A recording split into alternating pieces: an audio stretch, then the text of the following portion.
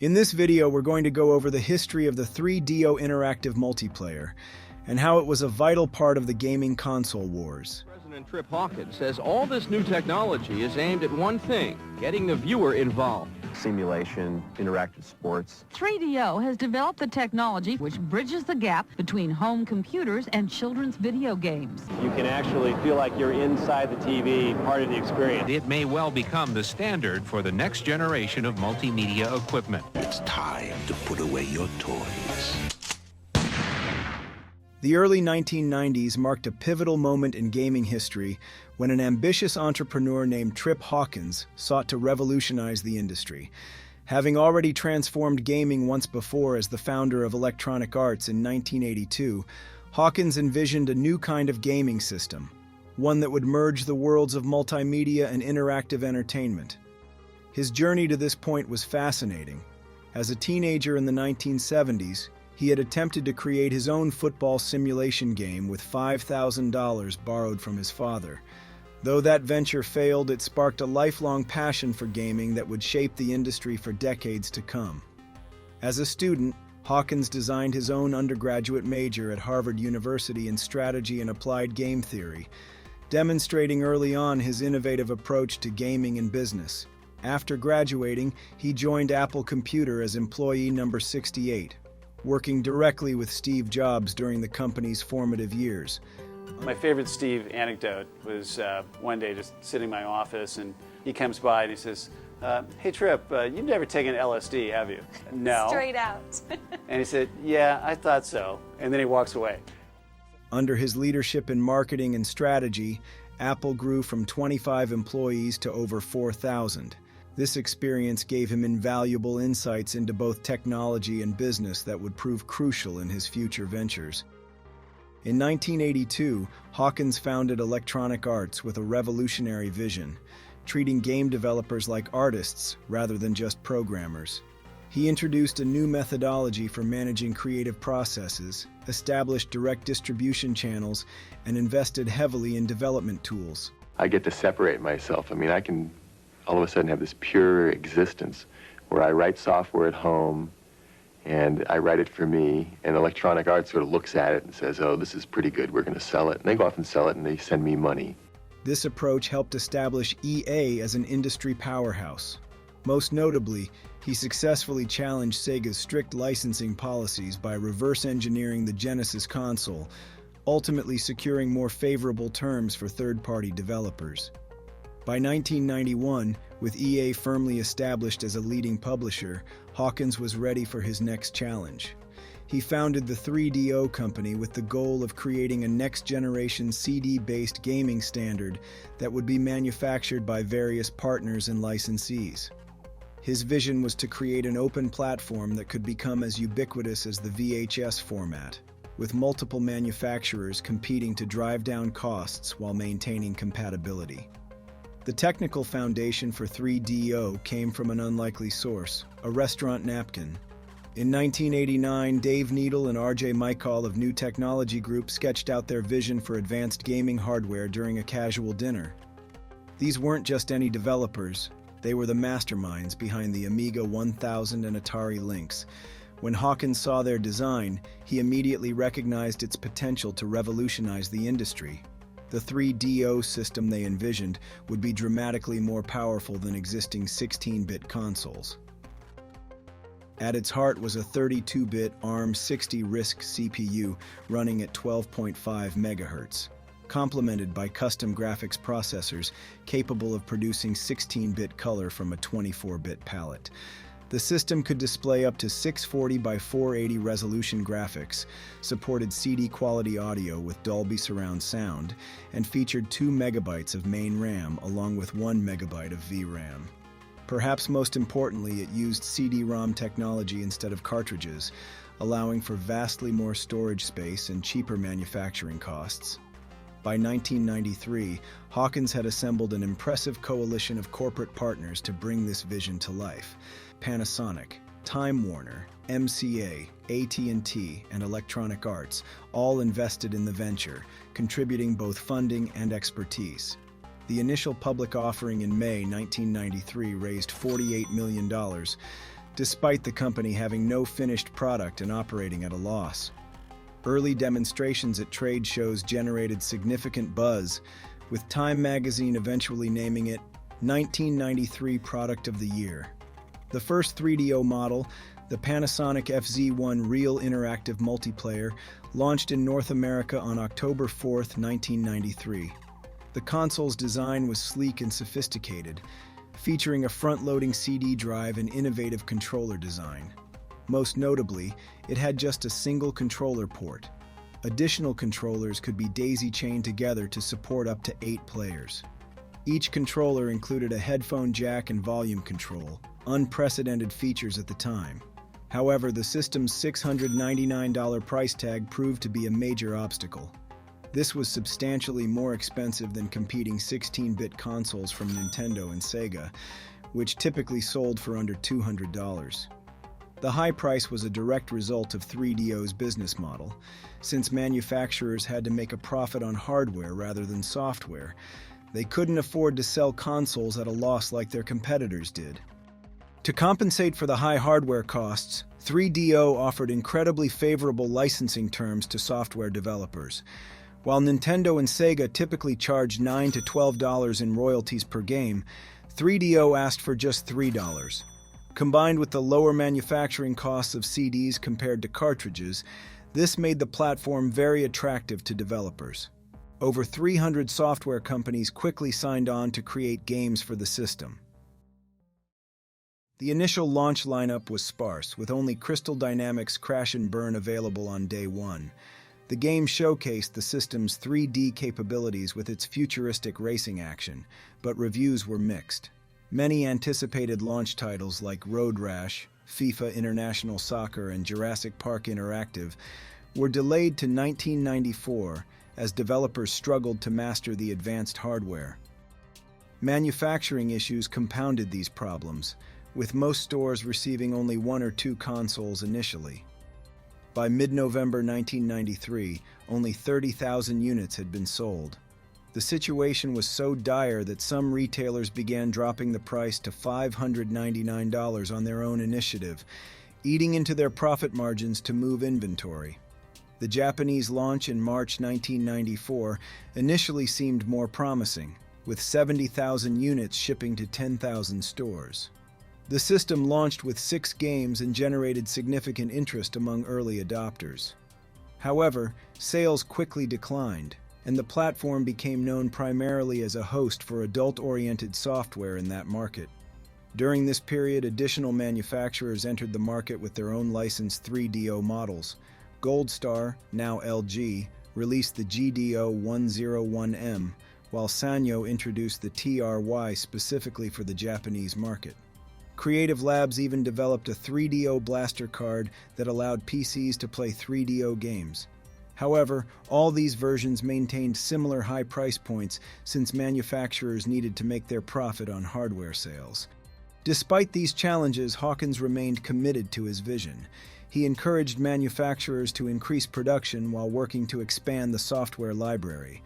His efforts began to pay off by late 1994, as the 3DO featured an increasingly impressive lineup of games.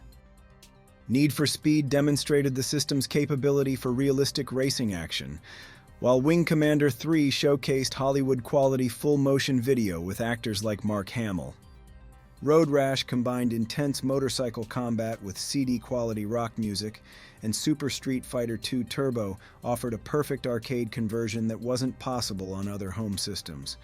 Yet the biggest threat to 3DO's success was just around the corner. Sony's PlayStation and Sega's Saturn were preparing to launch with more advanced technology at lower price points. Hawkins had actually attempted to partner with Sony early in 3DO's development, but they declined, having already begun work on their own console. Similarly, negotiations with Sega to become a hardware partner fell through due to cost concerns. To compete against emerging competition, the 3DO company began aggressive development of its successor technology, the M2. The new hardware promised unprecedented power with dual-power PC602 processors running at 66 MHz, along with a 64-bit data bus. The system was projected to render up to 1 million polygons per second and feature a quad-speed CD-ROM drive. Initially announced as an add-on for existing 3DO consoles, M2 was later revealed to be a standalone system with backward compatibility. Throughout 1995, 3DO worked to maintain market relevance while the M2 was in development. The price of existing 3DO models dropped significantly, with the Gold Star version reaching $299 to match the PlayStation's launch price. The software library continued to expand with titles like P.O.D., Killing Time, and Gex, a side-scrolling gecko becoming the system's unofficial mascot and best-selling title. However, sales figures revealed the challenging reality. While Sega's Saturn sold 250,000 units in its first 2 months in Japan, and Sony's PlayStation moved 100,000 units in just 2 days, the 3DO had only managed total worldwide sales of around 300,000 units through its entire first year. Matsushita claimed 200,000 sales in Japan and 100,000 abroad as of September 1994, falling well short of projected targets. The technical limitations of the original 3DO became increasingly apparent against newer competition. While its 32-bit ARM60 processor was impressive for 1993, both the PlayStation and Saturn featured more advanced architectures specifically designed for 3D graphics. The 3DO's 2 megabytes of main RAM and 1 megabyte of video RAM also proved insufficient for more ambitious titles. In January 1996, facing mounting pressure, the 3DO company made a pivotal decision. They sold the exclusive rights to the M2 technology to Matsushita for $100 million. While this provided much-needed capital, it effectively ended 3DO's ambitions as a hardware platform creator. The original 3DO continued to receive new software releases throughout 1996, though many were of questionable quality. The system became notorious for its adult-oriented titles and poor FMV-based games. One particularly infamous example was Plumbers Don't Wear Ties, a barely interactive slideshow that epitomized the worst aspects of the CD gaming era. By late 1996, even the most dedicated developers began abandoning the platform.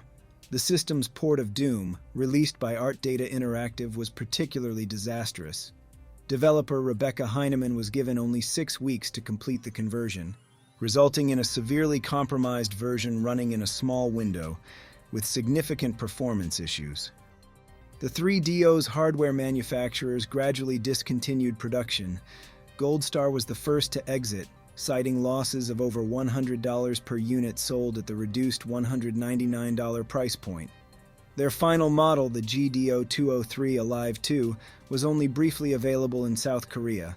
Sanyo's Tri-System remained a Japan exclusive, while Creative Labs' 3DO Blaster PC card required specific CD-ROM drives that became increasingly difficult to obtain. Despite its commercial failure, the 3DO left an interesting legacy of hardware variations. The original Panasonic FZ1 was later joined by the redesigned FZ10, which featured a top-loading CD mechanism and more compact form factor. Panasonic also produced the Robo, a specialized 5-disc model for hotels. The system's accessories demonstrated similarly ambitious scope. The Game Gun Light Gun enabled games like Mad Dog McCree and Who Shot Johnny Rock. A steering wheel from home arcade systems supported racing games, while the Panasonic FZEM256 memory expansion unit, sold only in Japan, addressed the system's limited storage capabilities. The 3DO's software library ultimately totaled over 300 titles worldwide, with several genuine innovations among the mediocrity. Return Fire pioneered multiplayer vehicle combat with classical music accompaniment. Immersionary presented an early open-world first-person RPG with persistent environments. Star Control 2 received what many consider its definitive version, adding full voice acting to the acclaimed PC strategy game. Perhaps the system's greatest contribution was demonstrating both the potential and pitfalls of CD-ROM gaming.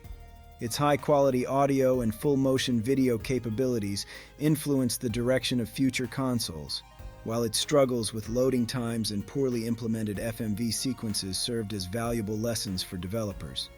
The liberal licensing model, while ultimately problematic for hardware sales, helped establish more developer-friendly practices in the industry.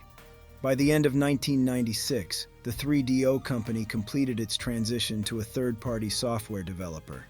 They would go on to create franchises like Army Men and Battle Tanks for other platforms before eventually declaring bankruptcy in 2003. Trip Hawkins remained chairman and CEO through this period, though he shifted his focus to creative direction rather than hardware innovation. The final retail price for 3DO games was often lower than cartridge-based titles due to cheaper manufacturing costs, typically around $40 to $50 compared to $60 to $70 for SNES or Genesis games. However, the high initial hardware cost and lack of system-selling exclusive titles ultimately proved insurmountable obstacles. The experience demonstrated that technical superiority and innovative business models weren't enough without the right combination of price, software support, and market timing. Current estimates suggest approximately 2 million 3DO consoles were sold worldwide across all manufacturers, though exact figures are difficult to verify. While this fell far short of contemporary competitors, it represented a significant achievement for an independent platform entering the market against established giants like Nintendo and Sega. The 3DO's legacy continues through a dedicated community of collectors and enthusiasts.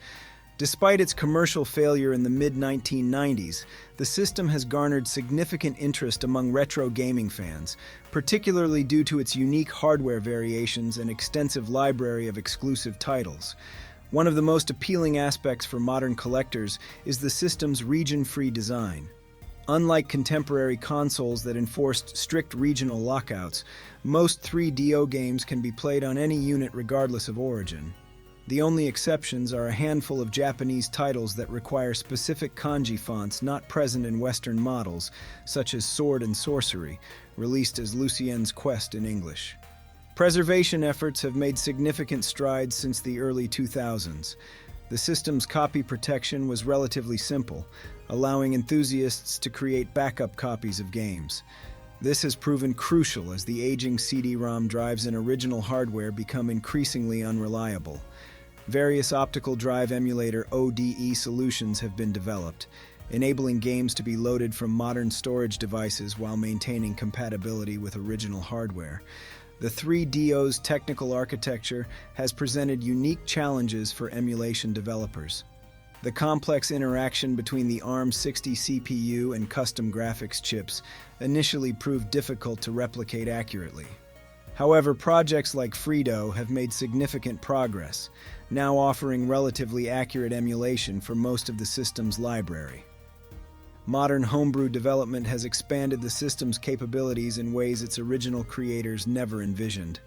In 2021, programmer Timur Gagiev successfully ported Tomb Raider to the 3DO using the OpenLara codebase, demonstrating that the hardware was capable of running more advanced 3D games than were available during its commercial life. The collecting community has identified several particularly rare and valuable items. The Panasonic Memory Expansion Unit, sold only in Japan, commands premium prices due to its scarcity and utility. The Goldstar GDO203 Alive 2 model, briefly available in South Korea, is considered one of the rarest production variants. Among software, titles like Dr. Hauser and Space Pirate are highly sought after due to their limited releases and unique gameplay. You're in danger, Star Ranger. Make every shot count. Certain accessories have become especially desirable for collectors. The American Laser Games Game Gun is necessary for playing the system's light gun titles, while the home arcade system's steering wheel enables the full experience in racing games like Need for Speed. The Panasonic mouse, bundled with some versions of Policenauts in Japan, came with a unique branded mousepad that collectors prize. Recent years have seen growing interest in the unreleased M2 hardware.